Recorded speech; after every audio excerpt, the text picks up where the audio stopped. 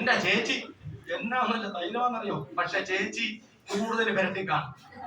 ചേച്ചി കൂടുതൽ പെരട്ടെ. പെട്ടെന്ന് ഒറ്റ ദിവസം കൊണ്ട് നീര് മുഴുവൻ പോകണം നോർത്തല്ലേ ചേച്ചി പെരട്ടിയത്. അങ്ങനെ പോകത്തില്ല. അതുകൊണ്ടല്ല ഇതിന് ചേച്ചി എന്ത് ചെയ്യണം, കുറേച്ച പെരട്ട് കേട്ടാ, കുറേച്ച. അങ്ങനെ പറഞ്ഞു കൊടുക്കുമ്പോ പരിപാടി തീരും. അപ്പൊ നമ്മൾ ആരാ, ബിസിനസ് മാനേജർ. മനസ്സിലായോ? അപ്പൊ ഈ ആറ്റിറ്റ്യൂഡിലേക്ക് നമ്മൾ മാറണം. കിട്ടിയോ?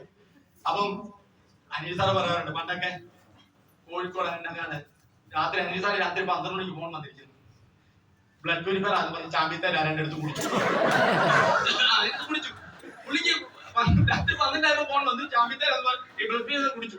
സാറ് അബദ്ധം പറ്റി, ഇങ്ങനെ വിഷയം ഉണ്ടല്ല, എന്ത് ഇതാണെന്ന് പറഞ്ഞാൽ കുടിച്ചത്. പേടിക്കണ്ടേ, രാവിലെ ഇച്ചിരി മുറുകി പോകും.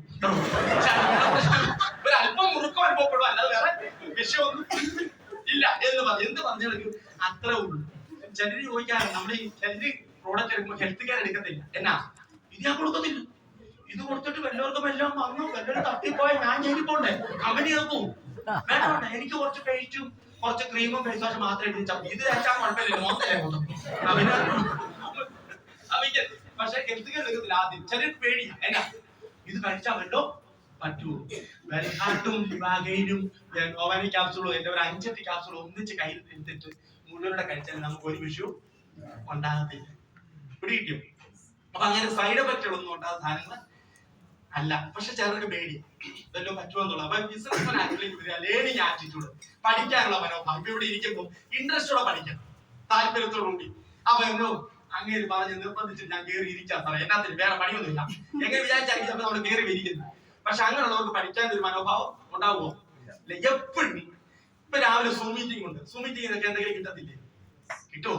പഠിക്കാൻ കിട്ടും. എപ്പോഴും പഠിക്കാനുള്ള ആഗ്രഹം. മനസ്സിലായി? എന്നോട് 74 വയസ്സുള്ള ഒരു സാറുണ്ട്. 74 വയസ്സുള്ള പ്രായം, 75 വയസ്സായി. അപ്പൊ അദ്ദേഹത്തെ ഓരോ സൂം മീറ്റിംഗ് ചെയ്യുമ്പോഴും നേരെ എടുത്ത് വെച്ചിരിക്കുക, ഇന്നെന്തെങ്കിലും കിട്ടുമോ, ഇന്നെന്തെങ്കിലും കിട്ടുമോ എന്ന് വെച്ചിരിക്കും. പറഞ്ഞു മനസ്സിലായി? അങ്ങനെ അദ്ദേഹത്തിന് അതിനകത്തൊന്ന് കിട്ടുമോ എന്നുള്ള രീതിയിലായിരിക്കും. അപ്പൊ ആ പ്രായത്തിലും അദ്ദേഹം എന്താ അങ്ങനത്തെ ഇത് ബിസിനസ്സിൽ ചെയ്യാൻ പഠിക്കാനുള്ള ഒരു മനോഭാവം, വിന്നിങ് ആറ്റിറ്റ്യൂഡ്. എന്താണ് ഉണ്ടോ?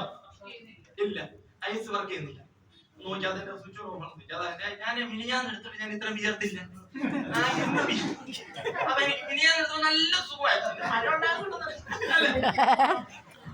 ഇങ്ങനെ വിയർക്കാൻ തുടങ്ങിയ വായിക്കുവാനും നിൽക്കത്തില്ല.